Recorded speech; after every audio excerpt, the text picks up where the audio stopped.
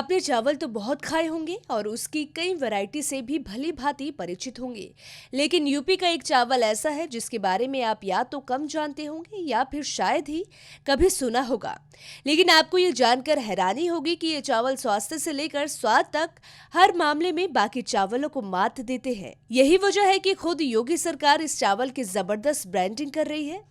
सबसे महंगे ब्रांड का जब भी नाम आता है तो हम सबके जुबान पर एक ही नाम आता है और वो है बासमती चावल।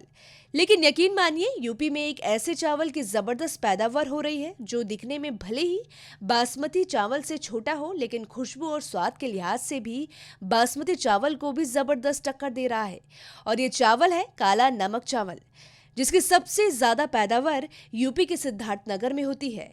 कहा जाता है कि ये चावल गौतम बुद्ध के जमाने से पैदा हो रहा है। ऐसे खास चावल को योगी सरकार ने एक चावल एक उत्पाद योजना के तहत चुना है, अब जिसका योगी सरकार पूरे जोरों शोरों से ब्रांडिंग भी कर रही है, जिसकी वजह से इस चावल की पहुंच सिर्फ भारत ही नहीं बल्कि दुनिया के कई देशों तक पहुंच गई है, जिसमें ज्यादातर कोरिया, चीन, जापान, कंबोडिया, मंगोलिया, इसके अलावा वियतनाम, थाईलैंड, श्रीलंका और भूटान जैसे बौद्ध देश हैं। इन देशों में काला नमक चावल गौतम बुद्ध के विचारों के साथ प्रचारित किया जा रहा है, जिसमें उन्होंने कहा था कि इस चावल की विशिष्ट महक हमेशा लोगों को मेरी याद दिलाएगी। उन्होंने ये बात उस वक्त कही थी जब उन्होंने ये काला नमक चावल लोगों को प्रसाद के रूप में बांटा था। तब से इस चावल की खेती हो रही है। ये चावल स्वाद, सुगंध और सेहत से भरपूर होता है। यूपी का ऐसा उत्पाद जिसे योगी सरकार खुद प्रमोट कर रही है, जिसके लिए 13 से 15 मार्च तक काला नमक चावल महोत्सव का भी आयोजन किया गया था। इस दौरान सीएम योगी ने काला नमक चावल की खासियत भी बताई।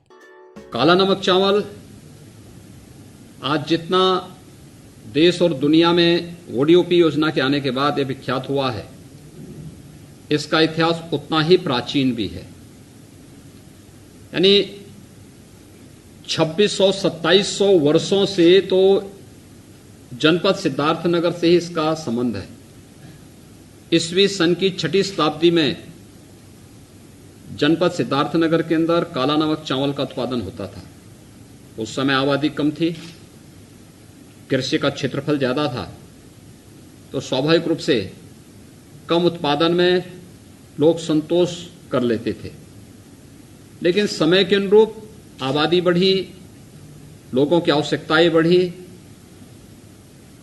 तो लागत ज्यादा आने के कारण धीरे धीरे करके किसानों का मोहभंग इससे होता हुआ दिखाई दिया। स्वास्थ्य से लेकर धार्मिक महत्व की वजह से भी इन चावलों का समय के साथ साथ उत्पादन में कम होता गया, क्योंकि काला नमक के पैदावार में लागत ज्यादा आने लगी थी। हालांकि इस बारे में जब कृषि वैज्ञानिकों ने शोध किया तो इसकी वैरायटी में भी काफी सुधार किया गया, जिससे एक बार फिर से काला नमक चावल की खेती जोरों शोरों से होने लगी। काला नमक चावल में जो सबसे बड़ी समस्या होती थी वह एक लेट वैरायटी थी और दूसरा ये लंबा होता था। जो पौध होती थी इसकी बहुत लंबी होती थी।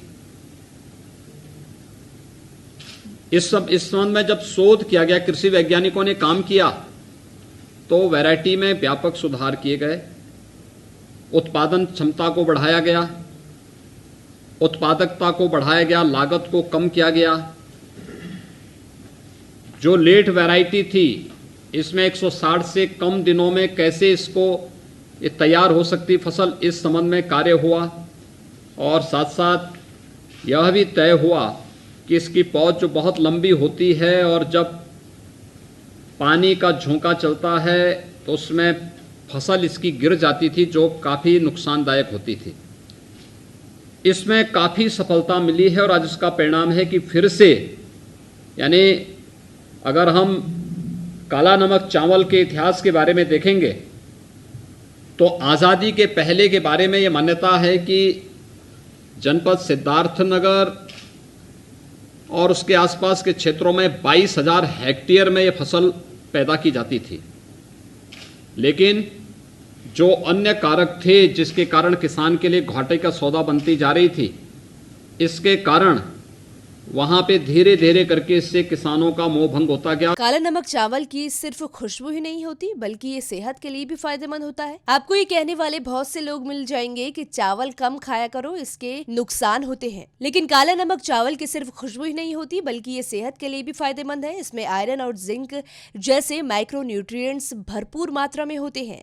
ऐसे में आयरन और जिंक की कमी से जन्म से ही होने वाली बीमारियों का रिस्क इस चावल से काफी कम हो जाता है। जो लोग निरंतर काला नमक चावल खाते हैं उनमें अल्जाइमर की बीमारी का खतरा बहुत ही कम हो जाता है। डायबिटीज के मरीजों को भी इससे फायदा होता है। सेहत के लिए इसके फायदों की वजह से ही सरकार इस चावल को प्रमोट कर रही है। इसका नाम काला नमक चावल इसलिए पड़ा गया क्योंकि इसका धान काले रंग का होता है, यानी इसकी भूसी का रंग काला होता है। आज से 2600-2700 वर्ष पहले जब काला नमक चावल का उत्पादन जनपद सिद्धार्थनगर में जो महात्मा बुद्ध की उनका पूरा साम्राज्य कपिलवस्तु में ही था, तो कपिलवस्तु और उसके आसपास के क्षेत्र में अलीगढ़वा और उसके आसपास के क्षेत्रों में जो काला नमक चावल उस समय उत्पादन होता था, उसके पीछे का कारण क्या था? क्योंकि काला नमक चावल कहीं फसल ही लगी है तो फसल की खुशबू ही पूरे क्षेत्र को महका देती है। घर के अंदर चावल बन रहा उसकी महक भी वैसी होती है, लेकिन चावल की पौध ही एक महक देती है काला नमक चावल की। ये वास्तव में वहां के कृषि वैज्ञानिकों के लिए अगर स्थानीय किसानों के साथ संवाद बना करके हम कार्य कर सकेंगे तो उनके लिए एक नया जो है वहां पर बहुत कुछ जानने सीखने का एक अवसर वहां के स्थानीय किसानों के माध्यम से प्राप्त। और अब काला नमक चावल की कीमत की बात करें तो पूर्वी यूपी में इसे उगाने की लागत करीब 30 से 40 रुपए प्रति किलो के करीब आती है, जो बासमती चावल उगाने के 20-25 रुपए प्रति किलो के मुकाबले काफी अधिक है। ऐसे में ये चावल बाजार में 75-80 रुपए प्रति किलो के करीब बिकता है। ऑनलाइन मार्केट में तो इसकी कीमत 300 रुपए तक है। काला नमक चावल की खेती से प्रति हेक्टेयर 22,500 रुपए तक का रिटर्न मिलता है।